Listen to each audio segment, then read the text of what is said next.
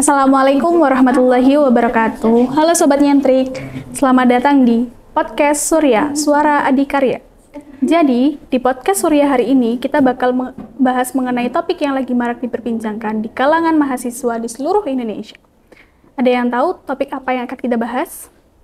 Jadi, topik yang akan kita bahas pada kali ini adalah menurunnya eksistensi organisasi mahasiswa. Seperti yang kita semua sadar dan ketahui bahwa eksistensi mahasiswa saat ini sedang menurun, entah karena apa, dan sepertinya hal itu perlu kita ketahui dan perlu kita bahas di Podcast Surya hari ini. Ya, di sini saya tidak sendiri, karena saat ini saya sedang bersama dengan teman-teman yang sangat-sangat hebat ya dari beberapa organisasi di Fakultas Ilmu Pendidikan Universitas Negeri Malang.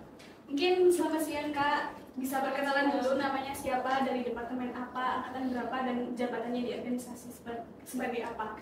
Oke, sebelumnya perkenalkan, nama saya Safira Bazlin, biasa dipanggil Bazlin, dari Departemen Pendidikan Anak Usia Dini, angkatan 2021. Alhamdulillah tahun ini diamanai sebagai Ketua Umum dari HMD PAUD. Mungkin selanjutnya Masnya. Ya, baik, perkenalkan nama saya Adirian Firdaus, biasa dipanggil Ade, dari Prodi Pendidikan Guru Sekolah Dasar angkatan 2021, dan alhamdulillah pada periode ini diamanai sebagai Ketua Umum Himpunan Mahasiswa Departemen Pendidikan Guru Sekolah Dasar tahun 2023. Baik, perkenalkan saya Haidar Aziz dari KKM 3 angkatan 2021. Untuk tahun ini alhamdulillah diamanai menjadi Ketua Umum dari KKM 3 periode 2023. Kenalkan, saya Rafli Timur, angkatan 2021 dari Departemen Administrasi Pendidikan. Alhamdulillah saya diamanai sebagai Ketua Umum HMDAP tahun periode 2023. Mungkin seperti yang kita ketahui ya, bahwa eksistensi organisasi mahasiswa saat ini itu sedang menurun. Menurut kakak-kakak ini gimana sih pandangan kakak sebagai mahasiswa di organisasi ini?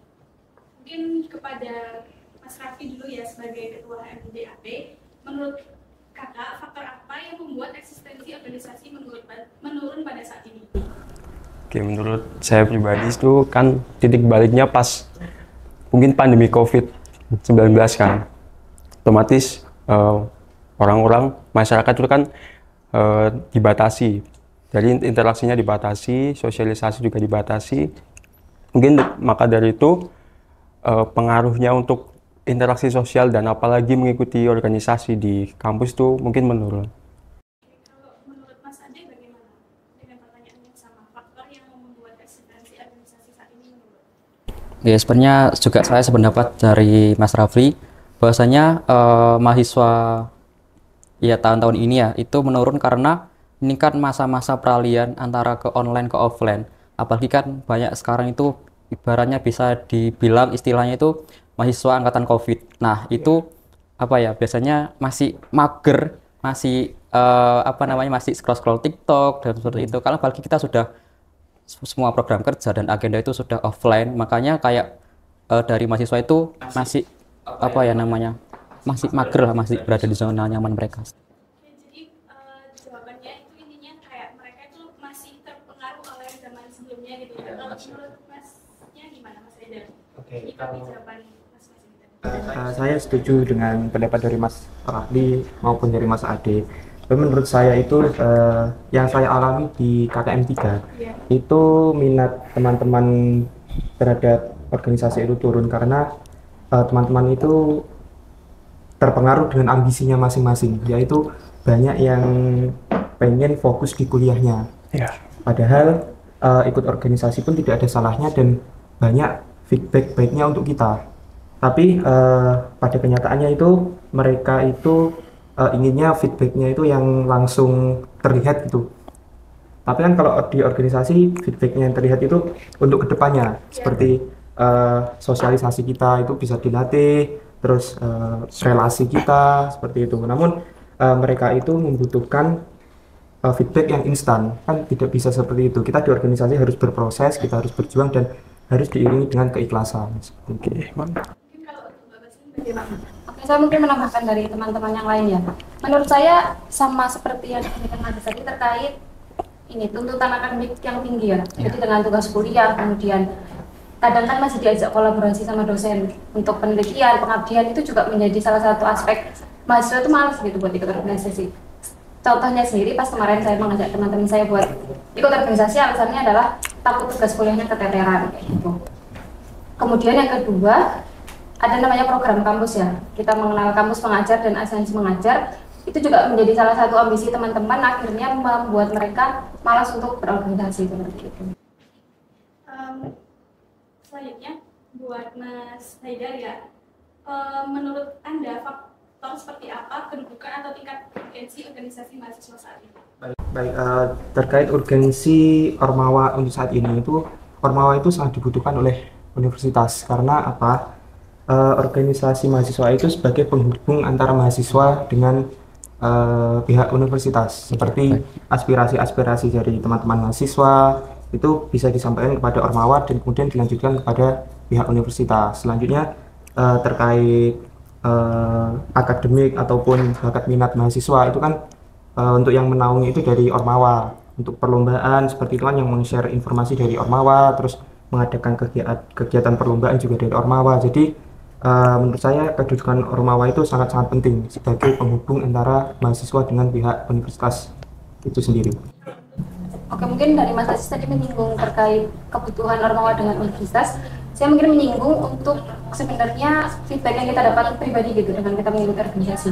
Yang pertama adalah karena kita terbiasa untuk berbicara dengan banyak orang, akhirnya di situ kita terlatih untuk bagaimana cara kita berbicara gitu. Selain di organisasi, kita juga belajar untuk di kelas misalnya presentasi kayak gitu, akhirnya karena terlatih untuk bertemu dengan banyak orang itu kayak sudah biasa kayak gitu. Kemudian yang kedua, relasi juga. Kita akhirnya mendapatkan banyak relasi dengan orang lain sebelum kita nggak kenal, akhirnya jadi kenal, jadi akrab. Pada kita kalau di suatu saat kita membutuhkan itu kita punya relasinya banyak seperti itu. Dan kemudian yang ketiga, terkait kerjasama tim sih. Dengan ikut organisasi, kita sering dilibatkan dalam berbagai program kerja kayak gitu. Jadi akhirnya kerjasama tim itu apa ya, kayak kerja lebih mudah benar. Jadi kayak apa itu kayak bisa gitu. Terus misalnya ada kerja kelompok tugas kuliah itu juga jadi gampang gitu untuk bagi tugasnya seperti itu. Tugasnya seperti itu. Terima kasih. Mungkin kalau menurut Mas Ade sendiri bagaimana? Tadi kan sudah menyinggung semuanya, mungkin saya terkait perspektif di kampus 2 aja ya Mbak ya. Di kampus 2 itu warga-warganya itu sangat introvert Mbak. Itu kalau mungkin dari kampus pusat mau ke kampus 2 itu jika kelihatan yang extrovert itu bahwa dia itu anak organisasi, itu bisa dibilang kayak extrovert obat ini organisasi seperti itu. Karena kenapa? Karena tadi sudah disinggung sama Mbak Baslin bahwasanya dia juga melatih public speaking mereka, kayak nanti juga kerjasama, kayak komunikasi juga itu lebih lancar. Apalagi kayak kita memang organisasi itu kayak feedbacknya itu bukan instan, tetapi nanti kita tuh proses. Ibaratnya kita membuat sebuah rumah. Organisasi itu adalah sebuah fondasinya. Nah, maka dari itu ketika kita ingin membangun sebuah rumah yang mewah, maka dari itu kita harus membangun fondasi yang lebih kuat itu. Makanya kita harus ikut organisasi, apa-apa yang mungkin dari kayak tanggung jawab, disiplinan, kayak komunikasi, terus apalagi kayak ilmu manajemennya, kayak sebagai apa namanya, apa yang kita prioritaskan itu harus kita tanggung jawab itu. Makanya kita harus ikut organisasi. Seperti itu organisasi, Mbak. Jadi dari semua jawaban teman-teman udah cukup menjawab pertanyaan tadi. Mungkin saya menambahkan sedikit terkait kita belajar di perkuliahan formal itu kan kita banyak mengambil materi. Nah, saatnya di organisasi ini kita mengalihkan itu untuk bisa menjadi soft skill kita berkembang. Mungkin seperti itu aja. Jadi intinya dari masing-masing kampus ya, ini ya dari kampus 1, kampus 2, dan kampus 3 memiliki karakteristik dan latar belakang yang berbeda gitu ya dari mahasiswanya sendiri.